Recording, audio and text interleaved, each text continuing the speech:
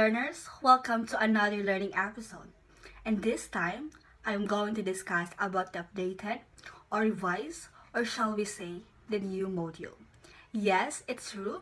You've heard it from me that the new module will be introduced starting the semifinals down to the finals or the second half of the semester. But don't you worry, rest assured, this module is easy to understand. The way I see it, it's easy to digest, and it's friendly to you, dear students. This is in response of the school managements with regards to the concern that you've raised along the way when we started the semester. On the screen, you will see the two modules. And of course, if you are going to take a look and see, there is a big difference, not just the color of course. You can see that the updated module or the latest module that we will be using for the second half of the semester is much of course interesting. Having its own color, but then again, it's not just about the color, but the content. So we will discuss this time. I will discuss to you each and every portion, the updated or revised module. So with the new module, you will see still the same on the previous module that you have used, but still I am going to discuss and orient you on every, as I mentioned, and every aspect or feature of the latest module or the revised module that you will be using. So you have there the course code. Course code is an alphanumeric code that is assigned to a certain course or a subject, and it's provided to you upon completing the enrollment process. During the start of the semester, and on the other side of the course code, you have there the course title, or what you call the subject title. The module number, ikapila na ba ni siya nga module sa pagkakaroon, sugod sa pinakaprimero nga module na gihatag sa inyo ha. Data of the delivery will be the schedule or the week or the exact dates where these topics here will be delivered, will be discussed. At the same time, tasks that are given to you will also be subject for submission on a certain date of the delivery. And below that one, the good thing about this latest or updated module, you have there the topics. So mas klaro siya, makita ninyo diretso 1 to 3 major topic that is going to be discussed by your teacher, instructor, or professor for the specific week. And then, what are the expected outcomes? That's on the other box. Expected outcomes, what in the end of the finishing and all of this topic, what are the expected output or outcomes on the end of the students. And here, you are going to see below the topics and the learning outcomes. You will see the tools and materials. It's optional.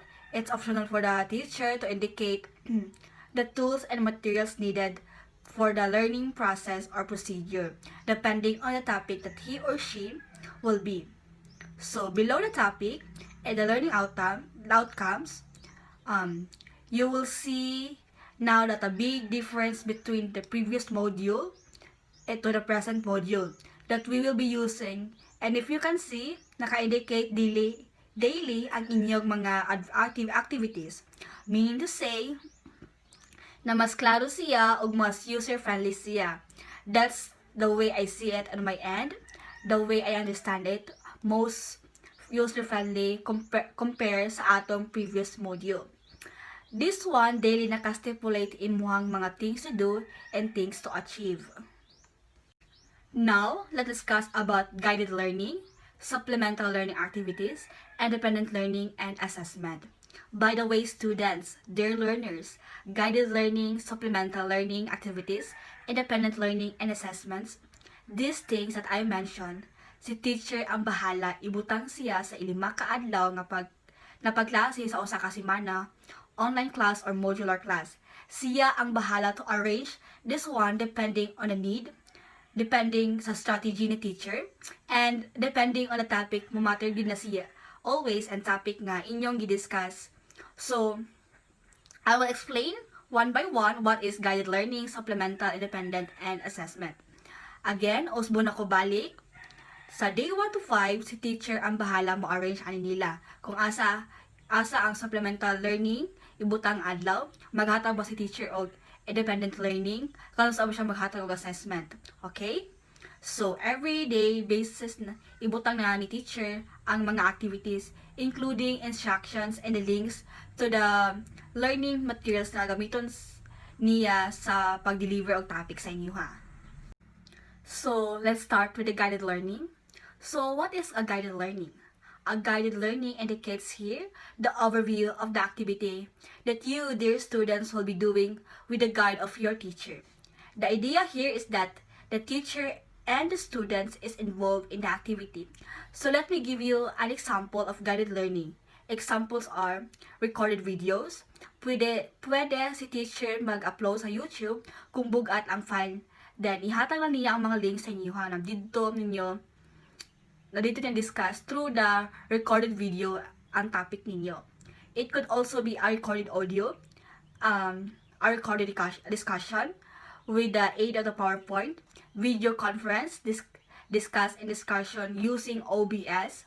A Facebook Live can be considered as guided learning. Google Meet, while na Google Meet mo, then si teacher are discussing with the aid of PowerPoint or pwede po siya nga mag-set ahead of time or Word file kung asam naka-indicate ang lessons, and then mag-Google Meet mo to back up the discussion para mas masabtan ninyo. Other activities nga pwede na in which collaborate students and guided ni teacher ang learning sa estudyante, so that what we call guided learning. Now, let's proceed to supplemental learning activities/materials. So, what is supplemental learning activities? This indicates here activities to reinforce and give more a little something extra to the lesson content intended for the students who encounter difficulty in understanding the lesson.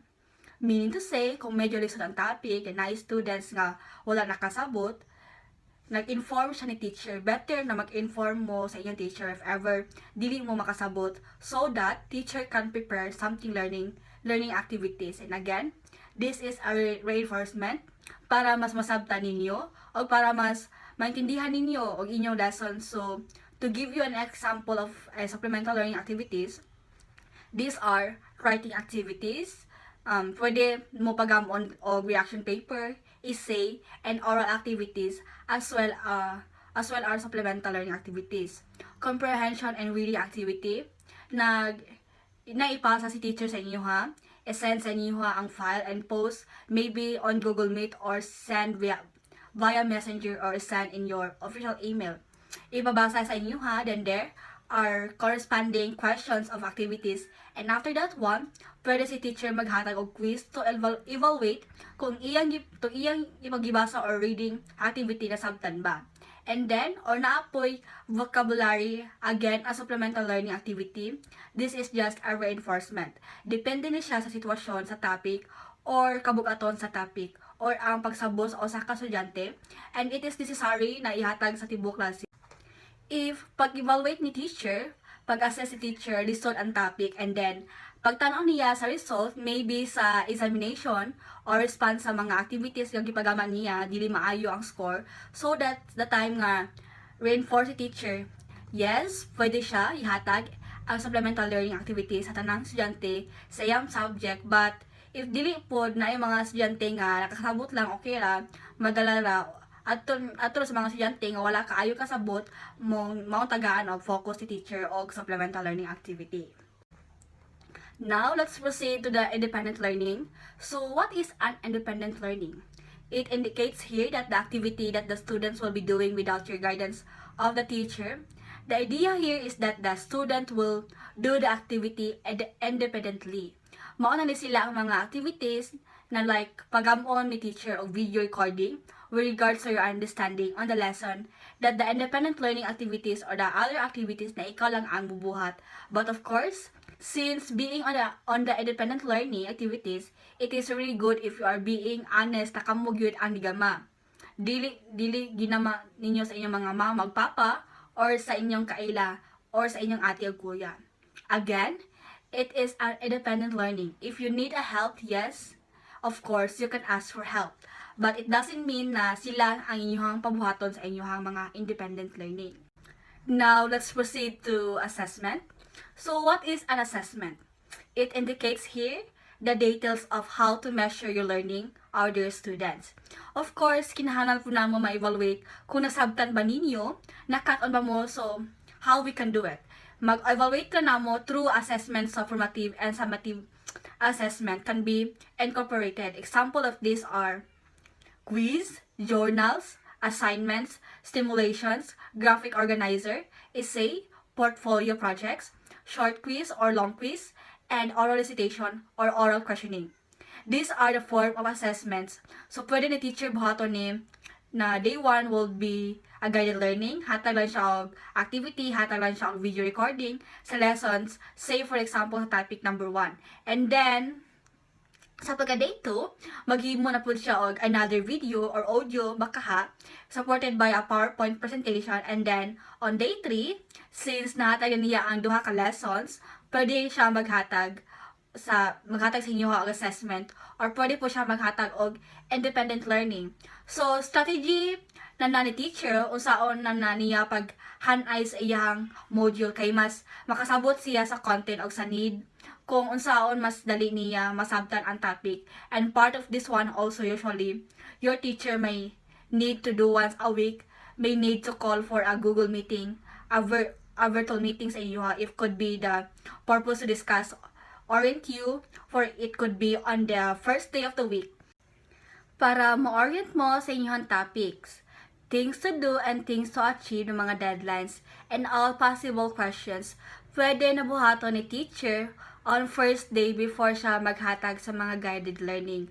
Or pwede sa ni teacher na mahatag na siya in the middle of the week para to assist tong iyang mga gipanghatag ng mga material sa day 1, 2, 3 na nasabtan na ba ninyo.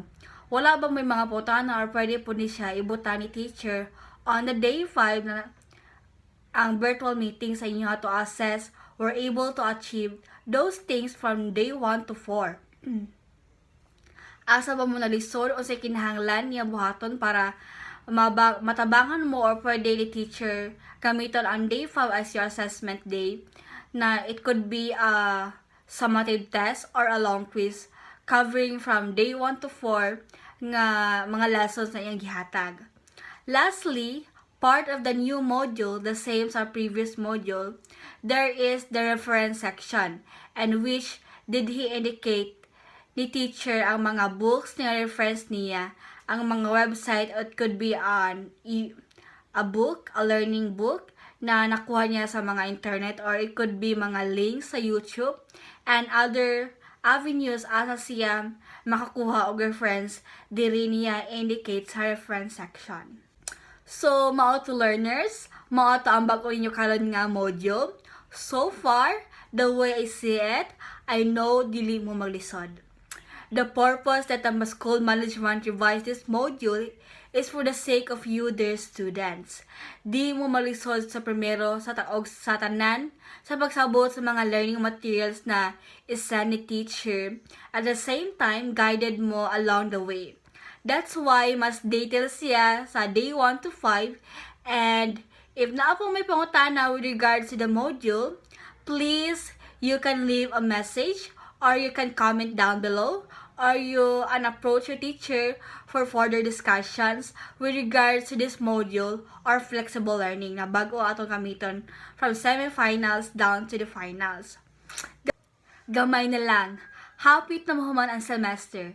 And I really salute you all guys for the courage, for the strength, ni sukol mo to try the new form of learning that we have, of course. First time ni in this country, we embrace the system of education. So, kabalo